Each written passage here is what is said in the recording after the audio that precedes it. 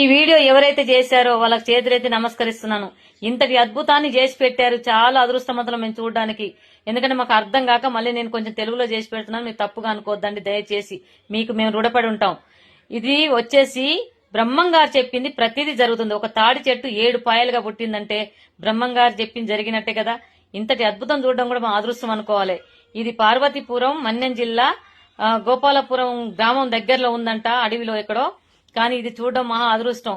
ఇది విశ్వబ్రహ్మణులకు బాగా దగ్గర సంబంధించింది. బ్రహ్మంగారు కూడా విశ్వబ్రహ్మణే కాబట్టి ప్రతి ఒక్కళ్ళు దర్శనం చేసుకోవచ్చు. బ్రహ్మంగారు చెప్పింది ప్రతిదీ జరుగుతుంది.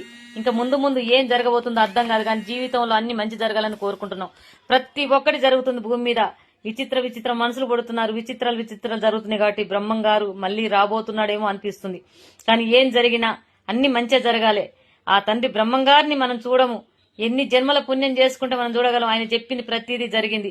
చూడండి, ఆ తాడి చెట్టుకు కాసిన కాయలు కూడా కాయల్లాగా లేవు, ఒక రకమైన కాయలు ఉన్నాయి. వీడియో చేసిన అందరికి చేతులెత్తి నమస్కరిస్తాను.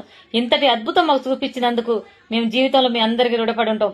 ఎందుకంటే ఎక్కడో గ్రామంలో ఉన్న చెట్టును మేము చూస్తున్నాం అంటే మీరు చేసినందుకే మేము చూడగలిగినాం. ఇంతటి అద్భుతం మేము చూస్తాం అనుకోలేదు.